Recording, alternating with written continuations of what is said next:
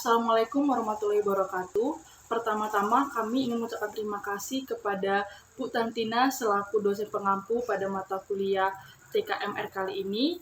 Nah, di sini kami juga akan membahas atau mempresentasikan materi kami mengenai bab 6, yaitu pengungkapan dan transparansi pengendalian internal dan manajemen resiko. Oke, sebelumnya izinkan kami untuk memperkenalkan diri terlebih dahulu.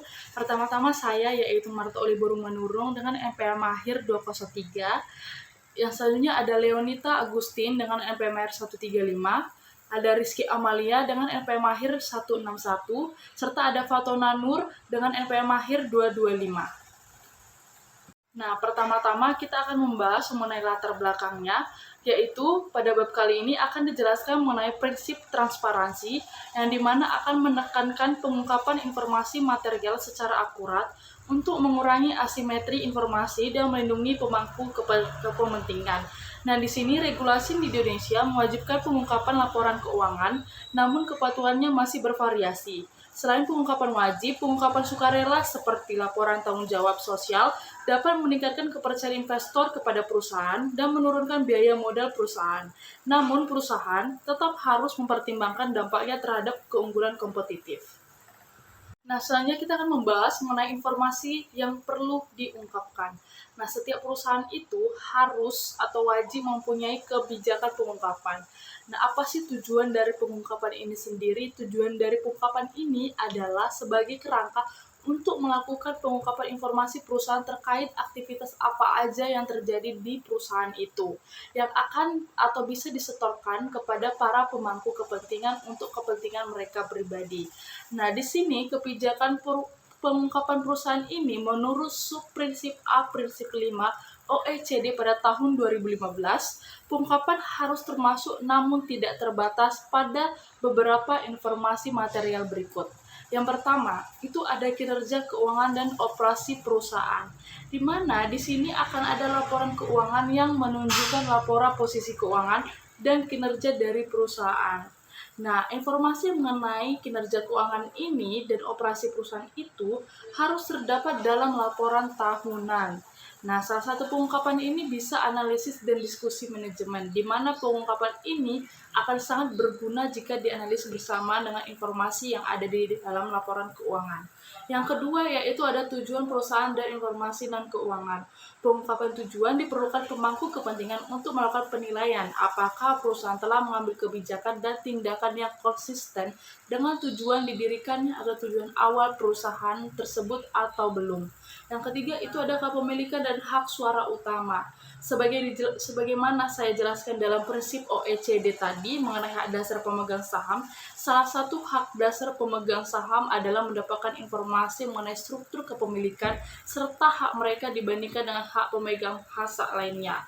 Di mana di sini mereka akan memiliki hak suara sebagai seorang pemilik atau memiliki kepemilikan saham. Selanjutnya itu ada kita sebut sebagai kebijakan remunerasi untuk anggota dewan, komisaris, dan direksi. Di sini pemegang saham memerlukan informasi mengenai kebijakan dan besaran remunerasi anggota dewan, komisaris, dan direksi yang terutama diperlukan untuk menilai kaitan antara remunerasi dengan kinerja perusahaan. Yang kelima itu ada yaitu kita sering sebut dengan informasi terkait independensi anggota dewan termasuk kualifikasinya, proses seleksi, jabatan direktur, dan komisaris perusahaan yang lain.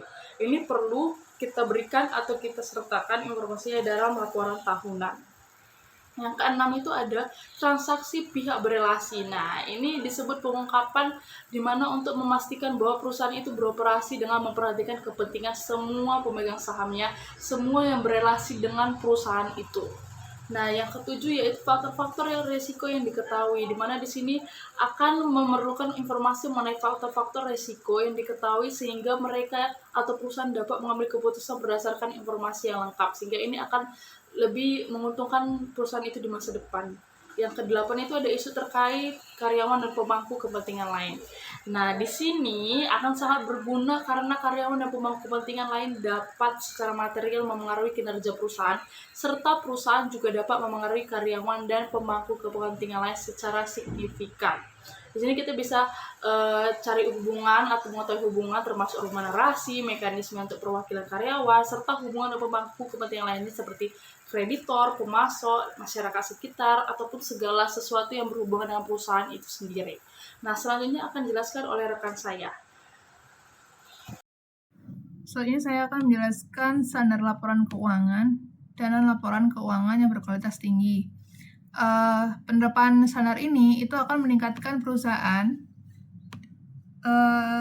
Penerapan standar laporan yang berkualitas tinggi itu diharapkan secara signifikan meningkatkan kemampuan investor dalam pengambilan keputusan dan melakukan pengawasan atas perusahaan. Nah, standar akuntansi internasional itu pada umumnya dijadikan acuan dari berbagai negara. Nah, Indonesia ini juga menjadikannya sebagai acuan, atau IAI ya, menjadikan Ikatan Akuntansi Indonesia itu juga menjadikan acuan. Jadi IAI ini tuh mengadopsi IFRS International Financial Report Standard itu menjadi PSAK. Nah, manfaat dari penerapan IFRS itu meningkatkan kualitas laporan keuangan, meningkatkan efisiensi pasar modal, menurunkan biaya, meningkatkan perkembangan pasar modal. Lalu saja yang bagian non keuangan, standarnya itu seperti OJK. Jadi peraturan OJK itu mengenai kewajiban penyampaian laporan tahunan mengharuskan perusahaan terdaftar untuk menyampaikan laporan tahunan.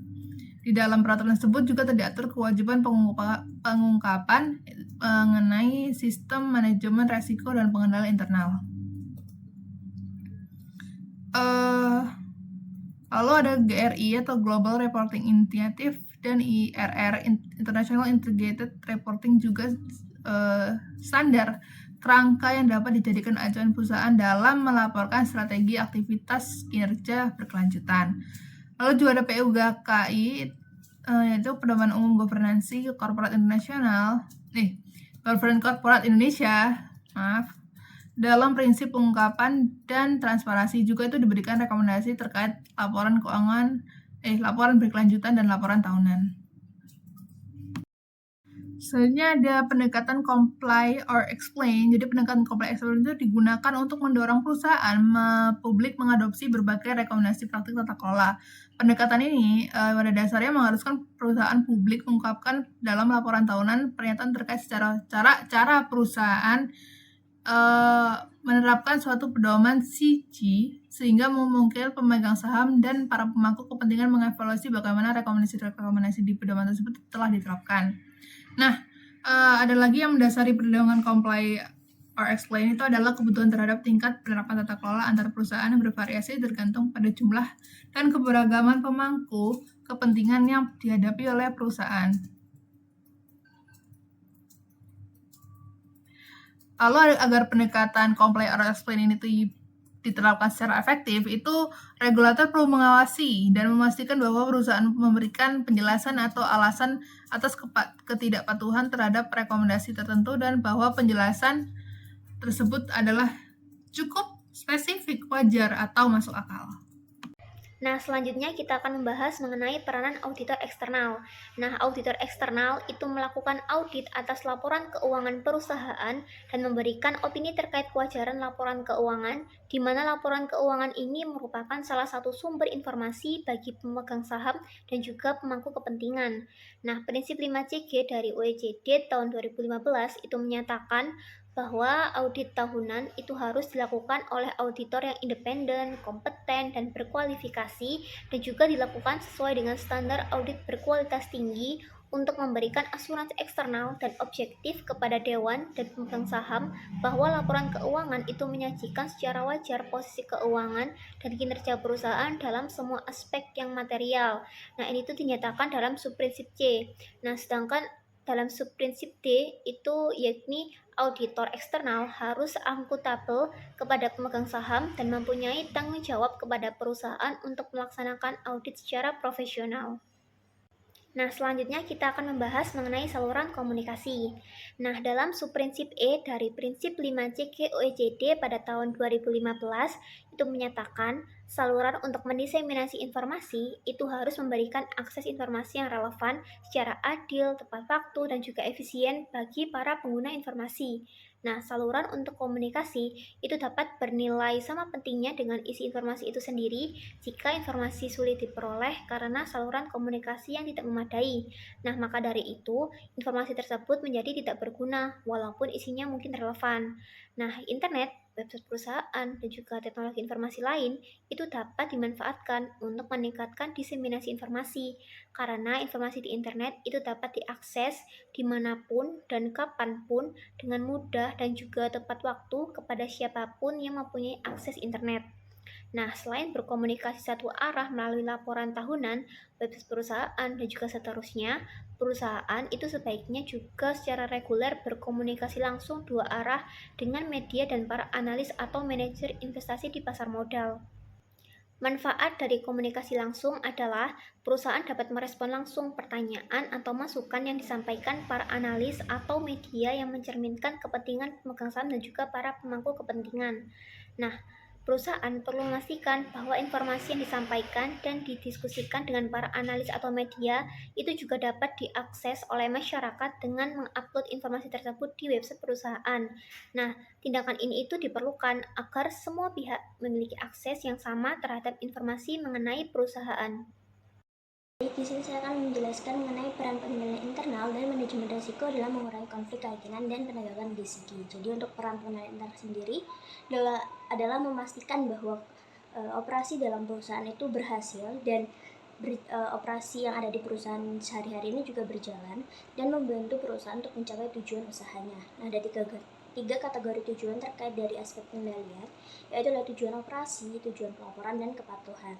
Nah, di pengendalian internal juga ada 5 komponen terintegrasi. Yang pertama ada lingkungan pengendalian, penilaian resiko, aktivitas pengendalian, informasi komunikasi, dan aktivitas monitoring. Nah, sedangkan dalam peran manajemen resiko, mereka memiliki peran untuk mengurangi kemungkinan adanya tujuan perusahaan ini yang tidak tercapai. Oleh karena itu, resiko dibutuhkannya pengendalian internal sebagai pengelola resiko, di mana resiko yang biasanya terjadi atau yang dihadapi oleh perusahaan itu seperti resiko terkait bisnis, keuangan, kepatuhan, dan operasi.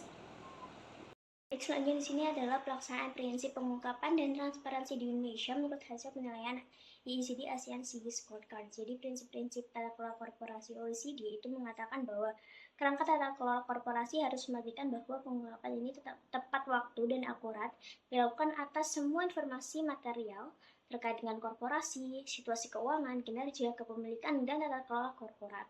Nah, tingkat kepatuhan atas prinsip ini itu dapat ditingkatkan dengan melakukan sosialisasi dan menegakkan praktik tata kelola. Seperti yang pertama ada pengungkapan kepemilikan langsung dan tidak langsung pemegang saham utama, lalu ada kebijakan dividen, lalu pernyataan mengenai kepatuhan terhadap pedoman tata kelola atau comply or explain, lalu ada perdagangan saham oleh orang dalam, audit dan audit VI di laporan tahunan, serta memuat panggilan dan risalah RUPS. Lalu yang keenam adalah materi pertemuan dengan media dan analisis serta anggaran dasar dalam bahasa Inggris di website perusahaan. Sekian presentasi dari kelompok kami, kurang lebihnya mohon maaf. Wassalamualaikum warahmatullahi wabarakatuh. Audio Jungle.